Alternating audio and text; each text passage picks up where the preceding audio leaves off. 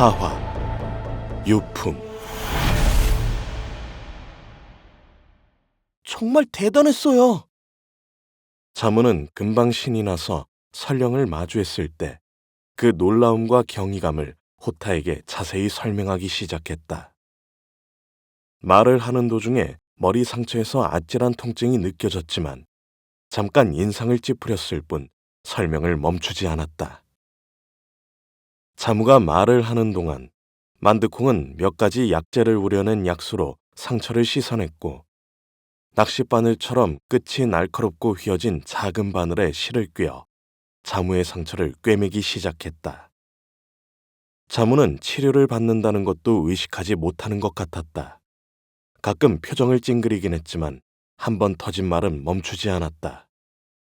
그만큼 설령을 만난 것은 자무에게 커다란 사건이었다. 자무의 섬세하고 정확한 설명의 끝은 확신이었다.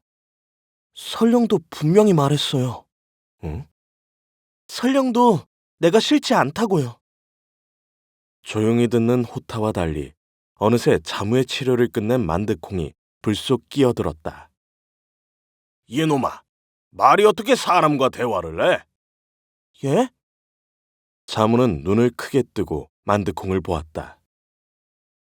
만드콩은 느릿하게 몸을 돌리며 중얼거렸다. 고약을 챙겨줄 것이니 매일 잠들기 전에 상처를 깨끗이 닦아내고 물기를 없앤 후에 바르도록 해라. 자무는 만드콩의 구부정한 뒷모습을 보며 중얼거렸다. 정말인데. 그렇게 느꼈다면 설령은 적어도 널 친구로 인정한 것이다. 호타가 약간 저음의 음성으로 말했다. 아저씨는 제 말을 믿는 거예요? 믿다 마다. 왜 사람들은 자신이 보고 느끼는 것만 전부라고 생각하는지 모르겠다. 길이 아닌 곳에도 길이 있고 보이지 않는 곳에도 또 다른 세상이 있다는 것을 아는 사람은 드문 법이다. 너는 대단한 경험을 한 것이다. 그런가요? 설령과 처음 마주쳤을 때 두렵지 않았느냐? 두려웠어요. 만드콩이 고약과 약을 챙겨 다가오자 자무와 호타의 대화는 잠시 끊어졌다. 만드콩의 거처를 나오면서 자무는 설령과 마주했던 순간을 떠올리며 다시 입을 열었다. 설령의 눈빛만으로도 온몸이 타들어가는, 아니, 뜨거운 불길이 느껴졌어요. 설령이 아빠를 쳐들었을 때는 정말 이대로 죽을 거란 생각도 들었고요. 그때 무슨 생각을 했느냐? 아저씨가 했던 말을 떠올렸어요. 내가 했던 말을? 세상에 어떤 것과도 마음을 열고 진심을 보여준다면 대화할 수 있다는 말이요. 전 설령이 마음에 들었고 친해지고 싶은 간절한 마음뿐이었으니까요. 그 생각을 하자 이상하게도 두렵지 않았어요. 단지 마음을 전하고 싶었을 뿐이에요. 호타의 눈빛이 거세게 흔들렸다. 자무는 그런 변화를 전혀 눈치채지 못한 채 다시 말했다. 이젠 설령을 만나서 오래오래 얘기해보고 싶어요. 호타는 말없이 자무를 보았다. 자무는 다소 어색한 표정으로 물었다. 제가 뭘 잘못 말한 건가요? 너는 참 부러운 녀석이다. 왜요? 그냥. 자무는 입술을 삐죽거렸다. 그런 말이 어딨어요. 또 설령을 보러 갈 거냐? 자무는 얼른 고개를 끄덕였다. 당연하죠. 날씨가 더워지면 북쪽으로 올라가 더 내려오지 않을 테니까요. 어느새 자무와 호타는 대북마장을 벗어나 마을로 들어서고 있었다. 호타는 술을 마시던 주점 앞에서 걸음을 멈추며 자무에게 말했다. 나는 서쪽에 있는 작은 연못에서 한동안 머물 것이다. 몇 번 와보았을 것이니 잘 알 거다. 가끔 와서 설령에 대한 얘기를 해줄 수 있겠니? 그럼요. 호타 아저씨만큼은 제 말을 믿어주는 유일한 분이니까요. 그리고 걸량도 심부름해야 하고. 자무는 꾸벅 인사를 하고 달리기 시작했다. 여간에선 걷지 않고 달리는 데 익숙해진 자무의 뒷모습이 사라지도록 호타는 움직이지 않았다. 자무가 마을의 골목 사이로 완전히 사라지자 호타는 중얼거렸다. 네가 내 마음도 흔들고 있구나. 그때 쇳소리가 섞인 음성이 호타의 귀로 젖어들었다. 평생을 인간을 믿지 않았던 그대의 마음을 흔드는 녀석이 있다니 실로 놀라운 일이군. 호타가 시선을 돌렸을 때 작달막한 체구에 주점주모가 서 있었다. 대략 중년의 나이인 그녀는 도명옥이란 이름을 지녔지만 아무도 그녀의 이름을 기억하는 사람은 없었다. 벌써 20년이 넘게 대북마장의 마을로 들어와 뿌리를 내렸고 그때부터 이 마을의 유일한 작은 주점을 운영하고 있었다. 모두들 그녀를 도부인이라 불렀다. 이곳에 머문 일에 그녀가 결혼을 했거나 남자와 살림을 차린 일은 전혀 없었지만 이상하게도 그녀에 대한 호칭은 도부인이었다.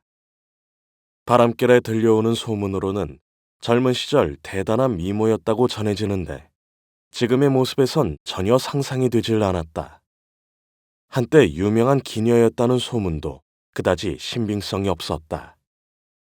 단지 그녀가 빚는 술은 정말 일품이랄 수 있는 맛을 지니고 있었다. 요리도 상당한 수준이었다. 별것 없는 재료로 지지고 볶고 대충 접시에 담아 내오는 요리는 누가 먹어도 입에 쩍쩍 달라붙을 정도였다. 보잘것없는 외모의 도부인이었지만 술과 요리 덕분에 그녀는 모든 마을 사람들에게 기쁨을 주는 존재이기도 했다. 호타는 무표정하게 도부인을 보았다. 설마 쓸데없는 생각을 하는 건 아니겠지? 절대로 안 돼. 우리 삼괴가 북쪽의 오지에서 말똥 냄새나 맡으면서 숨어 지내는 이유를 잊어서도 안 되고. 왜 그런 생각을 했지? 그대의 간절한 눈빛이 그런 느낌을 주었어. 호타가 흐릿하게 웃었다.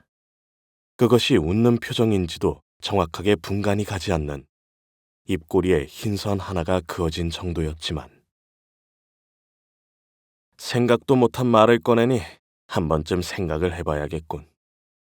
도명옥의 눈빛이 굳어졌지만 호타는 전혀 개의치 않고 말을 이었다. 건프와 술 몇 병을 챙겨주면 고맙겠어. 도명옥은 찌푸린 표정으로 호타를 보았다. 내 경고를 무시하지 마. 도명옥은 횡하니 몸을 돌려 주점으로 걸어갔다. 호타는 흐린 눈빛으로 그녀의 펑퍼짐한 뒷모습을 바라보았다. 삼괴라니. 호타와 도명옥에겐 조마사와 주모가 아닌 또 다른 신분이 있다는 뜻인가? 어둠이 어느새 겹겹이 쌓이고 있었다. 마을 끝에 위치한 좁은 골목으로 들어선 자무는 문득 걸음을 멈추었다. 텅 빈 골목을 바라보는 자무의 눈빛이 어둡게 가라앉았다. 또 여길 왔어. 골목은 조용했다. 짙은 어둠은 세상의 모든 소리마저 삼켜버린 듯했다. 언제나 이 골목에 들어서면 들려오던 기침 소리는 흔적도 없이 사라졌다. 하지만 자무의 귀에는 밭은 기침 소리가 들려오는 것 같았다.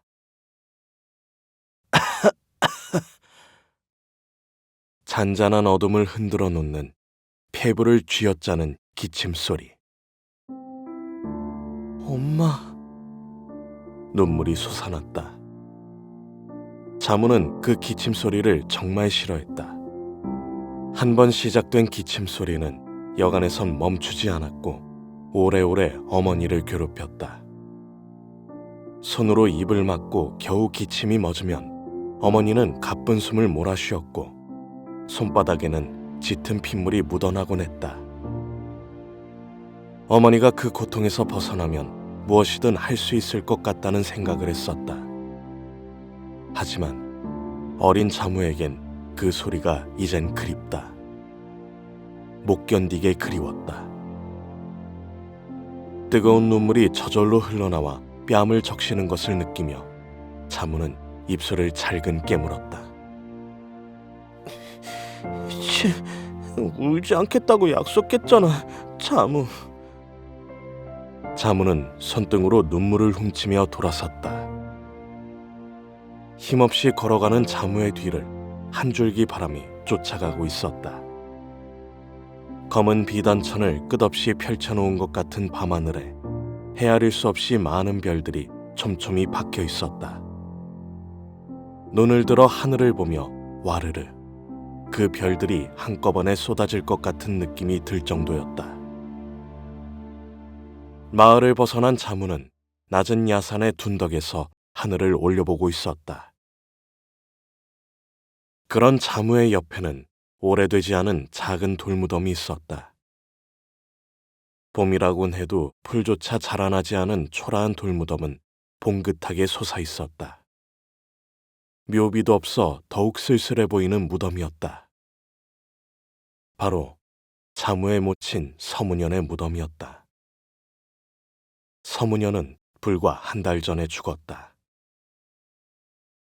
그녀는 2살의 어린 자무를 데리고 대북마장의 마을로 정착했고 그때부터 옷을 수선하며 내내 병과 싸웠다.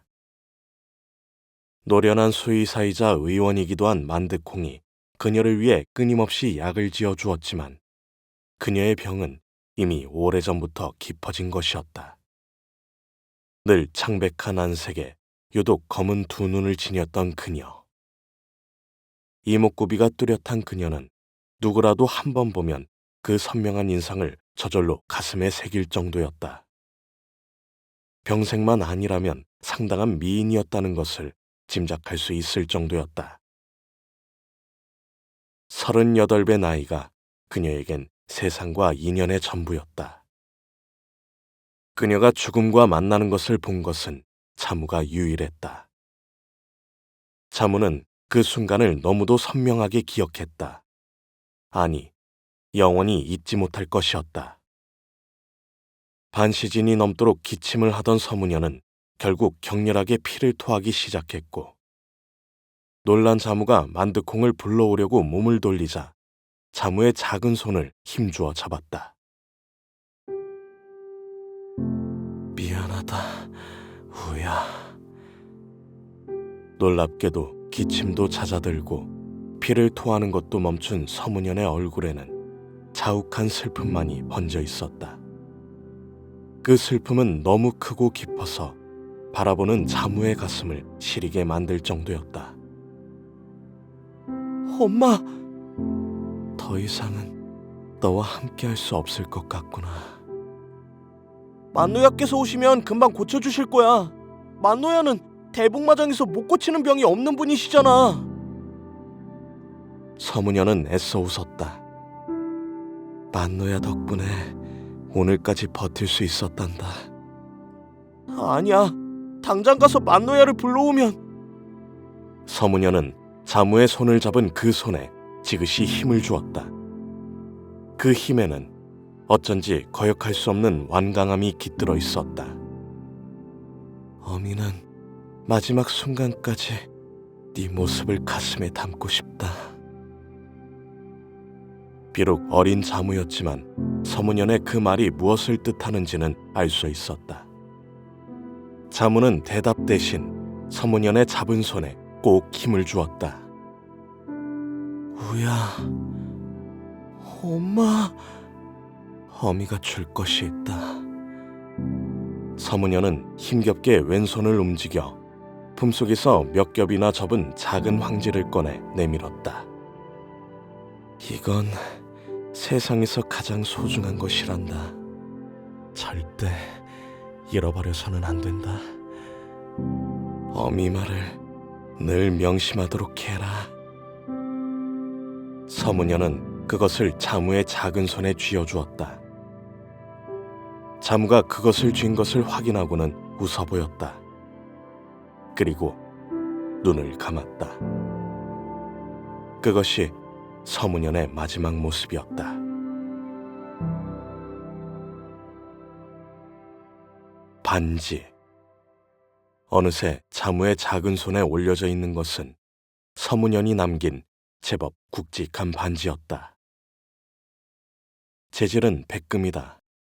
겉에는 여의주를 물고 있는 한 마리의 용이 정교하게 양각되어 있었고 반지의 뒷면에는 빼곡하게 글씨가 또한 새겨져 있었다.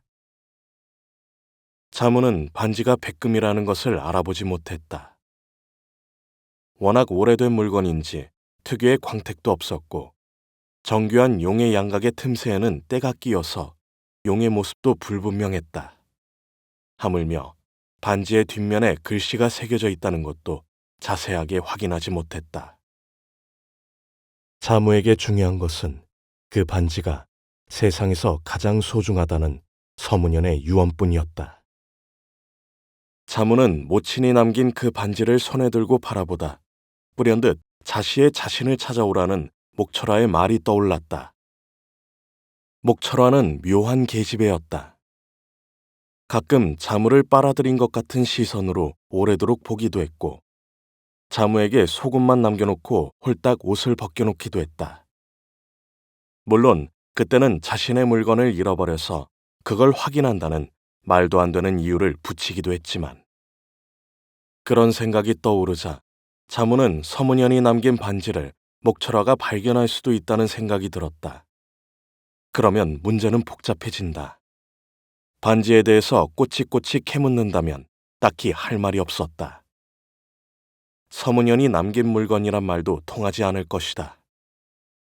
서문연은 대북마장의 마을에 살아가면서 반지는 고사하고 흔한 장신구 한 조각 지니지 않았던 여인이었다. 일단 감추어야겠다. 막상 그 생각을 떠올리자 장소가 마땅치 않았다. 국리를 하던 자무는 서문연의 돌무덤 속에 반지를 숨겨놓기로 했다. 누구라도 서문연의 무덤에 관심을 갖는 사람은 없을 것이다. 그리고 그곳에 반지를 숨겨놓는다면 알아낼 사람도 결코 없을 것이었다. 돌무덤에 쌓여있는 돌을 헤치고 유독 검은색을 띤 손바닥 크기의 돌을 표식으로 삼아 그 밑에 황지에 싸서 반지를 숨겼다. 다시 몇 개의 돌들을 올려놓자 검은색 편석마저 눈에 띄지 않았다. 자무는 느릿하게 몸을 일으켰다. 야차의 숨결처럼 매서운 바람이 자무의 몸을 핥히며 스쳐갔다. 자무는 몸을 움츠리며 생각했다. 왜 엄마는 죽는 순간까지 아버지에 대해서 말해주지 않으셨을까? 가끔 부친에 대해서 물으면 서문연은 언제나 이렇게 대답했다. 네 아버지는 바람이시다. 바람이 되어 언제나 네 곁을 머물면서 널 지켜보신단다. 바람은 보이지도 않고 그림자도 없단다. 하지만 바람이 불어오면 그걸 느낄 수가 있지 않니? 자무는 막연하지만 부친에 대해서 알아선 안 된다는 것을 깨달았다. 애써 태연하게 대답을 한 서문연은 밤을 꼬박 새웠고 흐르는 눈물이 멈추지 않았다. 물론 자무에게 그 모습을 숨겼지만 자무는 느낄 수 있었다. 바람이 보이지 않지만 느껴지는 것과 마찬가지로 부친이 어떤 사람이든 상관없었다. 부친에 대한 기억은 자무보다 서문연에게 더욱 커다란 슬픔이었다. 그걸 난 자무는 더 이상 부친에 대해서 묻지 않았다. 그래, 난 바람의 아들이야. 자무는 제법 거세지는 밤바람을 온몸으로 받아들였다. 왔구나. 사실을 알리는 타부금이 한참 지난 후에 목철화는 월동형의 창을 통해 모습을 드러냈다. 짐짓 작은 손으로 입을 가리고 하품하는 모습이 영락없이 깜빡 잠이 들었다 깬 모습이었다. 자무는 좋기 반 시즌은 넘게 창문 아래 담장에 쪼그리고 앉아 있었다. 봄이라곤 하지만 밤바람이 칼날처럼 매서웠다. 목검에 찢어진 이마 상처에서 한기가 느껴지면서 욱신거리는 통증도 계속됐다. 하지만 자무는 결코 창문 아래에서 떠날 수가 없었다. 목철화가 내내 지켜보고 있다는 걸 확신했으니까. 목철화는 언제나 일방적이고 지키기 힘든 약속을 했고 그걸 통해서 자무를 골탕 먹이는 것이 취미였다. 누가 보더라도 천진스럽고 귀여운 장주의 딸이었지만 그 웃음 속에 숨어있는 독심에 자무가 당한 것은 한두 번이 아니었다. 그런데 내가 널 왜 오라고 했지? 목철화는 말끝에 다시 하품을 하며 입을 가렸다. 저도 모릅니다. 내가 무슨 일이라고 말은 안 했고? 예. 목철화는 고개를 갸웃거렸다. 그랬나? 나는 지금 방금 잠에서 깨어나 정신이 약간 멍해. 아무 생각도 떠오르지 않고 말이야. 그나저나 네 상처는 괜찮니? 찢어진 상처에 한기는 안 좋은데. 잘못해서 덧나기라도 한다면 오래오래 앓을 수도 있고. 내일은 내가 만노인한테 말을 해서 아주 특별한 약이라도 지어주도록 해야겠다. 자무는 비로소 목철화의 꿍꿍이를 알 수 있었다. 자신은 가장 음의 기운이 성한 시간이다. 자시가 지나면서 대기는 차가워지기 시작한다. 그 혹독함 속에 자무를 방치하려고 부른 것이 그녀의 목적이었다. 그녀는 목철성이 작심을 하고 자무에게 비물을 청했을 때부터 지켜본 것이 분명했다. 목철화는 입술이 파랗게 연 자무를 훑어보며 말했다. 아무래도 무슨 일인지 생각을 못하겠다. 그만 돌아가라. 생각이 나면 널 다시 찾을 테니까. 말끝에 다시 하품을 하는 목철화의 두 눈은 너무도 반짝였다. 담장 밑에 웅크리고 앉아 추위에 덜덜 떠는 자무의 모습을 모두 지켜본 것처럼. 그럼 돌아가겠습니다. 그러렴. 자무는 천천히 몸을 돌렸다. 잠깐만. 자무는 걸음을 멈추고 목철화를 돌아보았다. 목철화는 손가락으로 자신의 이마를 톡톡 두드리며 뭔가 떠오르는 표정이었다. 생각날 것 같기도 하고. 조금만 더 기다려. 목철화는 자무를 보면서 하얗게 웃었다. 금방 생각날 거야. 탁! 월동형 창문이 닫혔다. 자무는 어정쩡한 자세로 굳게 닫힌 창문을 바라보았다. 짐짓 입을 가리고 하품까지 하던 목철화는 여우털로 만든 조끼까지 걸치고 있었다. 그럼에도 불구하고 한기에 창문을 닫아버린 것이다. 자무는 돌아가지 못하게 만들고 아마도 창문 틈새로 여전히 자무를 지켜보고 있을 것이다. 이런 상태로 돌아간다면 목철화는 온갖 방법으로 더더욱 자무를 괴롭힐 것이 분명했다. 자무는 다시 담장에 등을 대고 최대한 몸을 웅크려 앉았다. 아무래도 목철화는 밤이 하얗게 새도록 자무를 기다리게 할 모양이었다. 바람이 불어왔다. 맹수가 발톱을 세운 것처럼 목덜미를 산뜻하게 스쳐가는 바람이 혹독했다.